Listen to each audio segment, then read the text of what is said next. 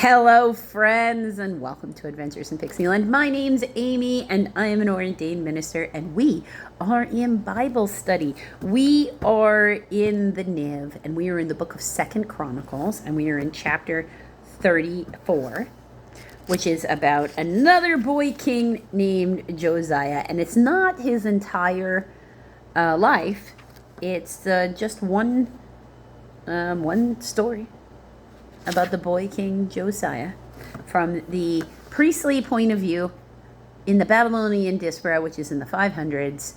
And biblical scholars think, if not written by Ezra himself, then who's a prophet, then written by a Levitical priest.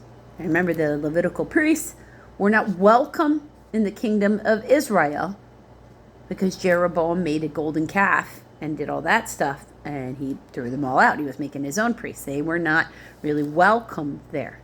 So somewhere around the Assyrian diaspora,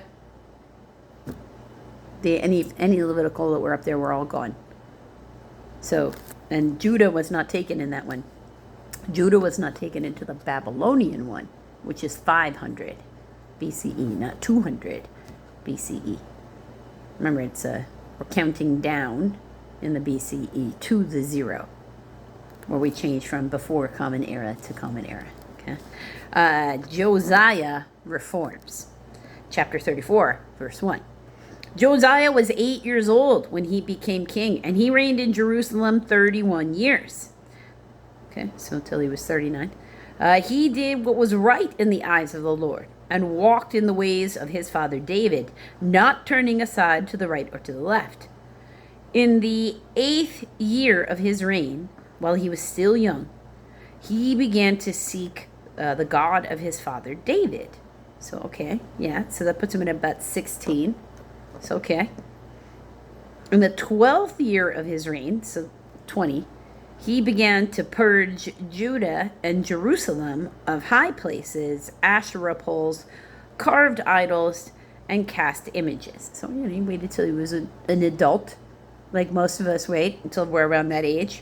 Like we may be, in our, all right, so maybe if you had a really rough relationship with your parents, you were screaming, you can't tell me what to do with them. And that's sort of a teenage rite of passage. Even though when you're living in their house, they can tell you what to do and stuff. And I would say it's kind of normal in any adult child and parent relationship, where they got to get that in their head that they're not the boss of you anymore because you don't live with them or any of that kind of stuff. So this is you come into an age of confidence, if you will, and 20-ish is normal.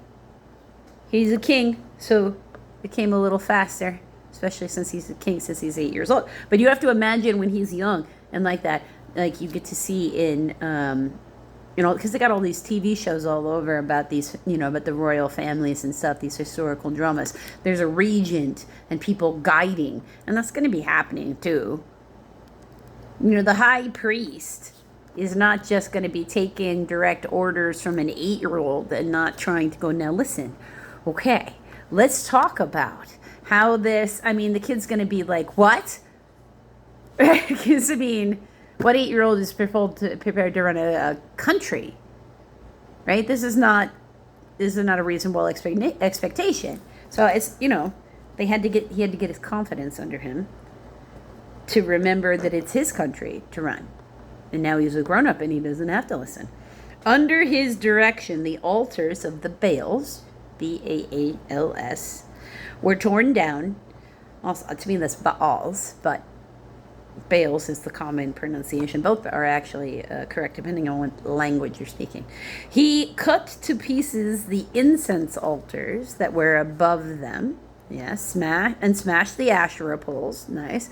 The idols and the images. These he broke into pieces and scattered over the graves of those who had sacrificed to them. All right. He burned the bones of the priests on their altars. So he desecrated their altars. And so he purged Judah and Jerusalem. In the towns of Manasseh, Ephraim, and Simeon, as far as Naphtali, and in the ruins around them. Now, let's talk for a brief second about why he would have done that. Why would he have burned? What's the big deal? Why are they burning? Because you're desecrating, so making it so it should never be able to be purified again. And then on top of it, when you're burning the bones of somebody, like you're not really leaving a place for their soul to come back to. And these are people who are very, very focused on the afterlife. Like, it's just a society that openly you tell them that you had a dream or a vision or something else like that, and they're like, oh, what did it say? Did God talk to you? Like, they're all running around looking for God to talk to them. And believing when people are communicating these things that means something. And it is this throwdown challenge between, because there's pantheons all over the place, all over the world in this time frame in history. What God is the greatest God? And this idea of a singular God is not something that has taken over all over. This battle that they're going through is normal. And it's absolutely part of the belief structure that if there is no DNA here left, right, amongst them, like they have no children, and their bones are ashes, their spirit cannot come back to them, cannot come back to haunt, can come back to hurt. And you can make whatever your opinions you want of that as to whether you believe or don't believe of that. It's actually a rather common concept in the world of spirituality and religion that existed during this time and still actually does exist today. So just don't be surprised by it. He tore down the altars and the Asherah poles and crushed the idols to powder and cut to pieces all the incense altars throughout Israel. Then went back to Jerusalem. In the 18th year of Josiah's reign, to purify the land and the temple, he sent they've got it hyphenated in a weird space. I don't like it when they do that with names. Shaphan, Shaphan, son of Azaliah, Azaliah, Azaliah, and Maaseiah, Maaseia, the ruler of the city, with Joah, Joah, son of Joahaz, Jaohaz, the recorder, to repair the temple of the Lord his God. They went to Hilkiah, Hilkiah, the high priest, and gave him the money that had been brought into the temple, which the Levites, who were the doorkeepers, had collected from the people of Manasseh, Ephraim, and the entire remnant of Israel, and from all the people of Judah and Benjamin and the inhabitants of Jerusalem. Then they entrusted it to the men appointed to supervise the work on the Lord's temple. These men paid the workers who repaired and restored the temple. They also gave money to the carpenters and builders to purchase dress stones and timbers for the joists and beams, for the buildings that the kings of Judah had allowed to fall into ruin. The men did the work faithfully. Good. Over them to direct were Jahath, Jahath, and Obadiah. Levites descended from Merari and Zechariah and Meshullam, Meshullam, descended from Kohath, meaning they rightfully were the people who were allowed to do the supervision. They were not acting inappropriately. They were the proper descendants from the proper tribes, balanced, because it's not just one tribe one set of that family, because they're all one tribe, Levites, but not just one family being in control of everything to do with that.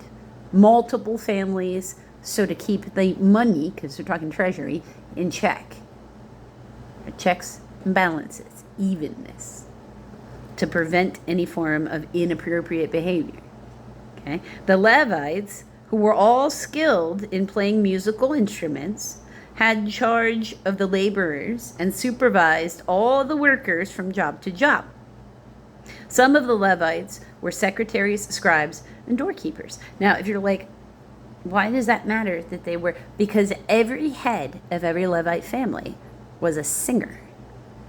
The ability to be an artist or a musician is a time-honored tradition in this culture and in the cultures around it of the ability to channel God. So, of course, they're again telling you that the people who were making sure things were happening were appropriate people who had the ability to communicate directly with the Lord when and where they needed to. They were asking the questions because they knew how, and they were waiting for the answers. The book of the law found. Okay? While they were bringing out the money that had been taken into the temple of the Lord, Hilkiah, the priest, found the book of the law of the Lord that had been given through Moses. Hilkiah said to Shaphan, the secretary, I have found the book of the law in the temple of the Lord. He gave it to Shaphan.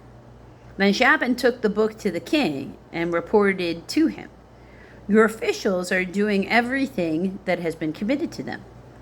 They have paid out the money that was in the temple of the Lord and have entrusted it to the supervisors and the workers.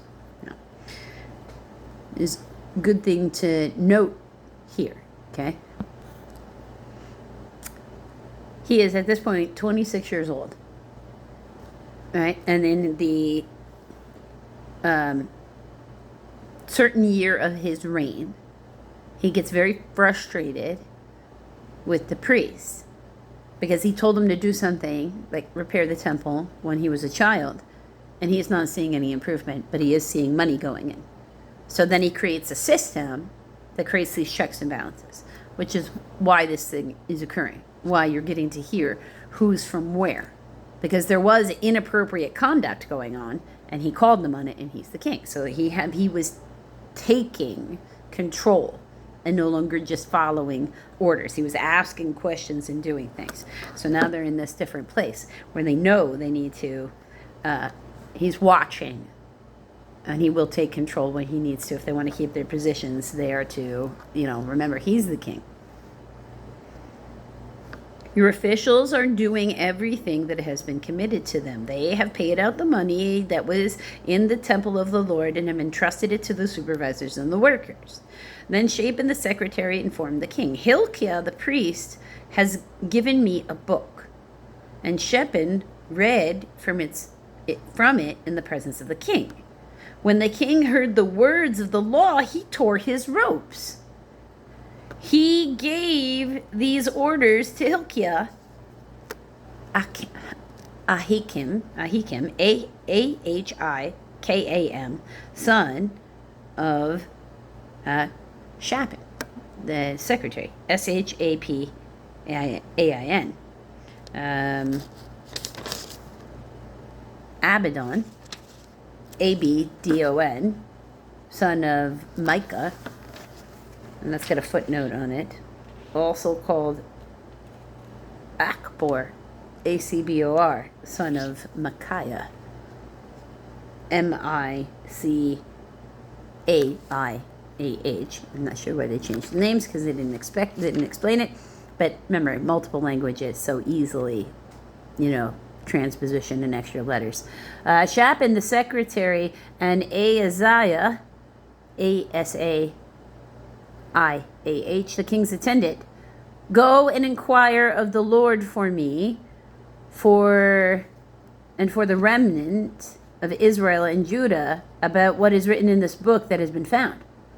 Great is the Lord's anger that is pouring out on us, because our fathers have not kept the word of the Lord.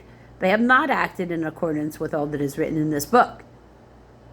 Hilkiah and those the king had sent with him, B, one Hebrew manuscript, Vulgate, which is Latin, Syriac, which is Syrian, do not have, had sent with him. Okay, so he may have been alone.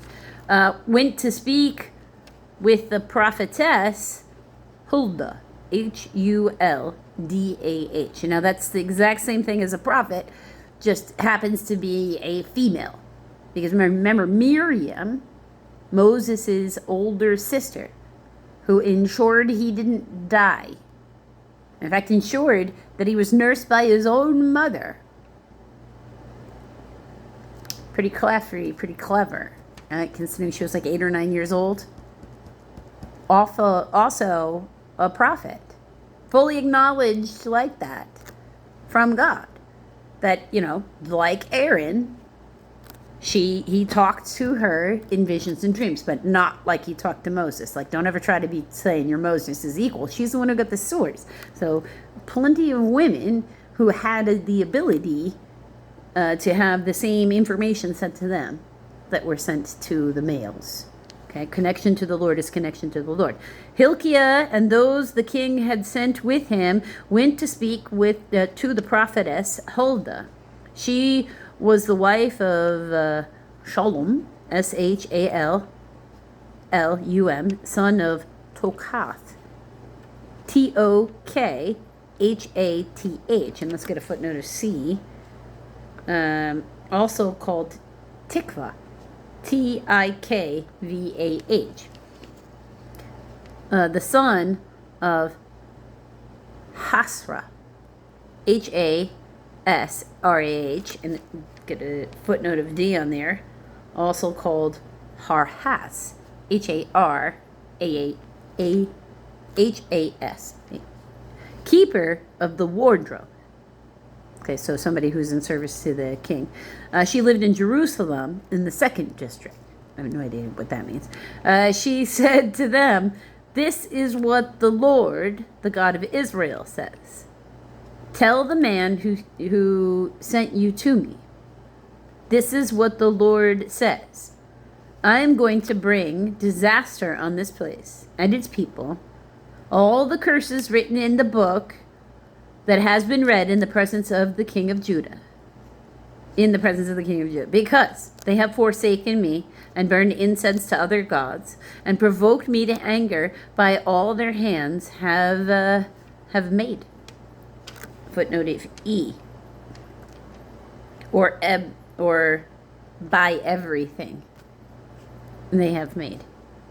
"My anger will be poured out on this place and will not be quenched. Tell the king of Judah who sent you to inquire of the Lord. This is what the Lord, the God of Israel, says concerning the words you heard. Because your heart was responsive, and you humbled yourself before God when you heard what he spoke against this place and its people, and because you humbled yourself before me and tore your robes and wept in my presence. I have heard you, declares the Lord.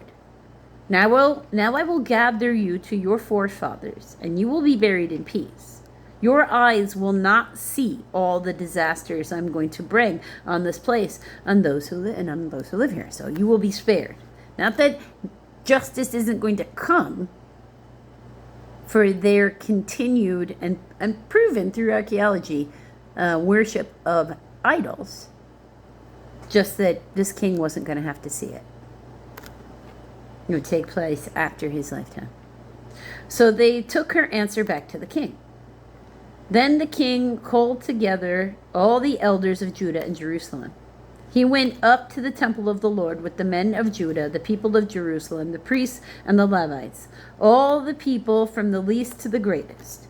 He read in their hearing all the words of the book of the covenant, which had been found in the temple of the Lord. The king stood by his pillar and renewed the covenant in the presence of the Lord to follow the Lord and keep his commands, regulations, and decrees with all his heart and with all his soul, and to obey the words of the covenant written in this book. Then he had everyone in Jerusalem and Benjamin pledge themselves to it. The people of Jerusalem did this in accordance with the covenant of God, the God of their fathers.